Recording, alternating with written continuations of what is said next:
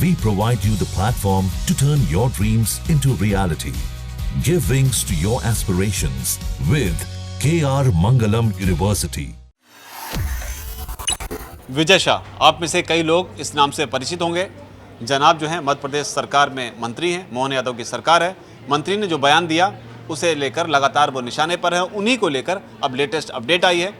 विजय शाह ने क्या किया था वो जल्दी से आपको याद दिला देते हैं। दरअसल जब ऑपरेशन सिंदूर चला था और उसके बाद में दो महिला ऑफिसर जब सुर्खियों में आई थी, उनमें से एक थी विंग कमांडर व्योमिका सिंह और दूसरी थी कुरैशी, कर्नल कुरैशी।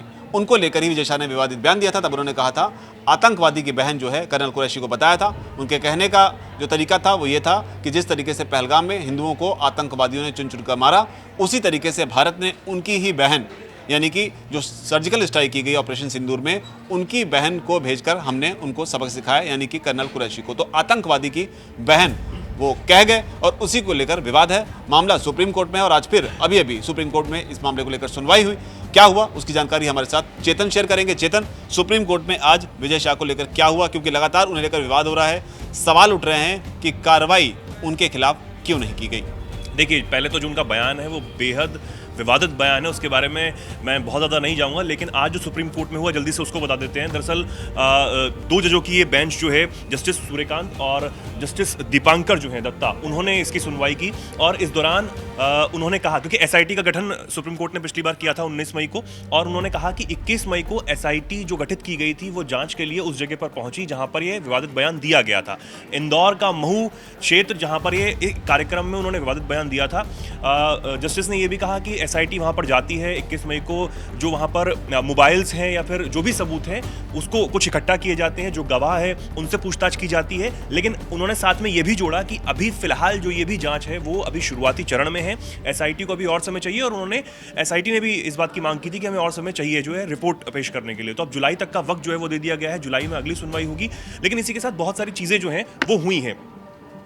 अब 21 मई को उन्होंने कहा कि ये एसआईटी जांच के लिए पहुंची, 19 मई को एसआईटी का गठन किया गया था, यानी कि आप समझिए कि अब जो अगली सुनवाई अब आज हुई है तो एक हफ्ते का ये समय हो गया है। सबसे चौंकाने वाली बात यह है कि सब कुछ हुआ, एसआईटी ने सब कुछ किया, लेकिन अभी तक भी खबरें ये कह रही हैं कि मंत्री विजय शाह से कोई पूछताछ ही नहीं हुई।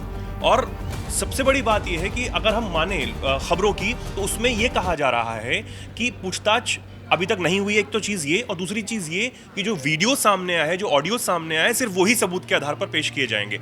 दूसरी बात ये कि पहले भी सुप्रीम कोर्ट ने मंत्री विजय शाह को ही फटकार लगाई थी, क्योंकि मंत्री विजय शाह की तरफ से एक बार नहीं, दो बार नहीं, 3 बार वीडियो बनाकर माफी मांगी गई कि मेरे से गलती हो गई है, मुझे ऐसा नहीं कहना चाहिए, और तमाम बातें जो हैं वो सोशल मीडिया पर विजय शाह इनकार नहीं कर रहे हैं। उनका वीडियो बनाना, माफी मांगना ही ये सबसे बड़ा सबूत है कि उन्होंने विवादित बयान दिया था और उस बात को वो कबूलते हैं। शर्मनाक बयान है। और उसके बाद जिस तरीके से सुप्रीम कोर्ट ने यह भी कहा था कि वो खुद वीडियो बनाकर सामने कह रहे हैं, तो सुप्रीम कोर्ट ने पहले ये भी पिछली सुनवाई में ये कहा था कि या तो ये मगरमच्छ के आंसू हो सकते हैं, या फिर व्यक्ति जानता है कि मैंने गलती की है और उससे बचने के लिए अब सीधा माफी मांग सरेंडर कर देना, इसके जो साइड इफेक्ट होंगे उससे बचने के लिए सरेंडर कर देना चाहता है। तो एक तरीके से ये भी सुप्रीम कोर्ट ने कहा था।